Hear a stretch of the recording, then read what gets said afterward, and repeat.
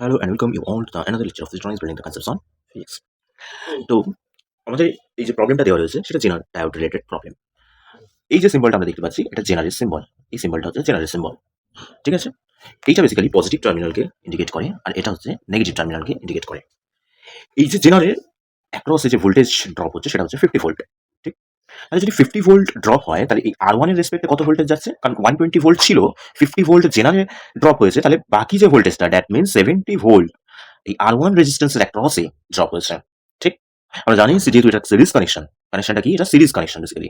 যেহেতু series connection তাই ভোল্টেজের ডিস্ট্রিবিউশন হবে, কারেন্ট সেম থাকবে। এই সার্কিটের কারেন্ট আমরা ধরে নিচ্ছি লেটস সে I। এইবারে এই কারেন্টটা I1 যদি ধরি, এখান থেকে যে কারেন্টটা চলে গেল সেখানে মানে এই যে লুপের মধ্যে যে কারেন্টটা যাচ্ছে সেটা আমি ধরে নিচ্ছি I2। এইবারে টোটাল সার্কিটের যে কারেন্ট, এই সার্কিটটা কতটা কারেন্ট বের করছে সেটা আমরা বার করব। 120 ভোল্ট আর টোটাল রেজিস্ট্যান্স, আমরা যদি রেজিস্ট্যান্সের অ্যাক্রসে আঁকি, এটা 5 কিলো ওহম আর এটা 10 কিলো ওহম, আর এখানে ভোল্টেজ হচ্ছে 120 ভোল্ট। তাহলে এটা 5 কিলো ওহম আর 10 কিলো ওহম এরাও কিন্তু সিরিজ কানেকশনই রয়েছে। যেহেতু সিরিজ কানেকশনে রয়েছে সেহেতু আমরা বলতে পারি যে টোটাল যে রেজিস্ট্যান্স সেটা অ্যাড হয়ে যাবে। টোটাল কারেন্ট সার্কিটের কত হচ্ছে আমরা জানি ওমস ল থেকে, voltage upon current equal to voltage upon resistance. তাহলে ভোল্টেজ কত? 120 ভোল্ট আর রেজিস্ট্যান্স কত? 5 plus 10 15 kilo ohm. If you go to the ohm then we have to multiply with 10 to the power 3. If we reduce it then we get 8, so result will be 8 milliampere. তাহলে আমার এই total যে সার্কিটটা রয়েছে, এই total সার্কিটে আমার যে জেনারেল যদি ব্রেকডাউনে না যেত তাহলে 8 মিলি অ্যাম্পিয়ার কারেন্ট এই সার্কিটের মধ্যে দিয়ে যেত। কারণ টোটাল কারেন্ট জেনারেল ব্রেকডাউন যদি না হতো তাহলে কি হতো? পুরো সার্কিটের মধ্যে দিয়ে যে কারেন্টটা যাচ্ছে সেটা আমি পেয়ে যেতাম। কিন্তু যদি আমি এই 8 মিলি অ্যাম্পিয়ার আর আমাদের যে এখানে যে বাকি যে পার্টটা রয়েছে দ্যাট মিনস এই যে 10 কিলো ওহম, এই 10 কিলো ওহমের এখানে কতটা ভোল্টেজ ড্রপ হচ্ছে সেটা যদি বার করতে চাই সেটা কত হবে? দেখো এই জেনারটা তাহলে নেই, আমার টোটাল কারেন্ট হচ্ছে 8 অ্যাম্পিয়ার আর 8 অ্যাম্পিয়ার আর এখানে হচ্ছে 10 কিলো ওহম। তার মানে যে টোটাল যে ভোল্টেজটা ড্রপ হচ্ছে, ভোল্টেজ অ্যাক্রস ডায়োড বা R2 রেজিস্ট্যান্স সেটা কত হবে? ডায়োডের বেসিক্যালি ডায়োড আর রেজিস্ট্যান্স R2 রেজিস্ট্যান্সটা প্যারালাল কানেকশনে রয়েছে, সেই হিসাবে কতটা ভোল্টেজ হবে? কারেন্ট ইন্টু রেজিস্ট্যান্স, কারেন্ট হচ্ছে 8 মিলি অ্যাম্পিয়ার আর রেজিস্ট্যান্স হচ্ছে 10 কিলো ওহম। তাহলে টোটালে আমরা কত পাবো? 80 ভোল্ট। 10 টু দি পাওয়ার -3 দিয়ে দেবে এটা, আর 10 টু দি পাওয়ার 3 দিয়ে ক্যান্সেল আউট হয়ে গিয়ে 80 ভোল্ট আসবে, ঠিক?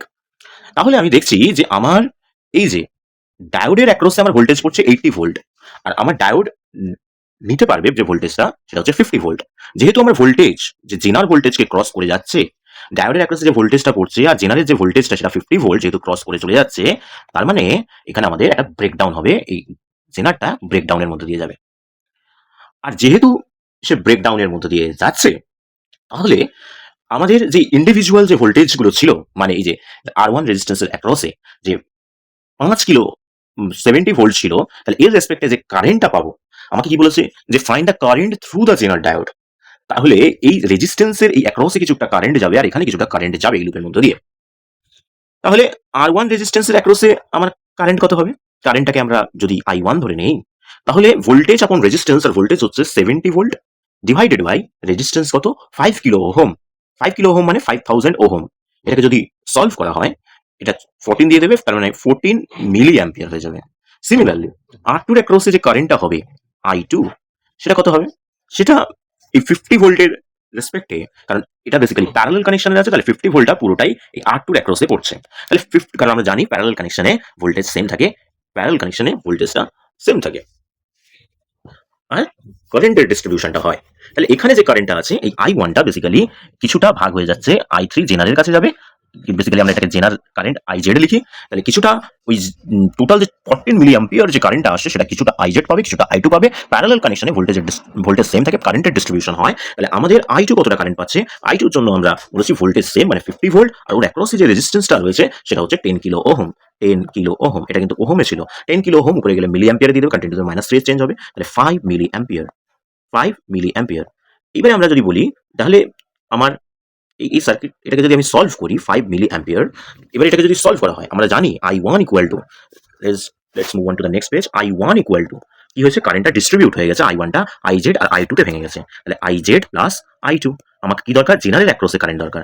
IZ কত হবে, I1 মাইনাস I2, আমার I1 কত ছিল, I1 14 মিলি অ্যাম্পিয়ার আর I2 হচ্ছে 5 মিলি অ্যাম্পিয়ার, তাহলে 14 minus 5 equal to 9 milli ampere.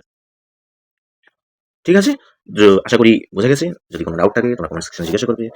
আজকের মতো ভিডিও এখানে রাখছি, ধন্যবাদ।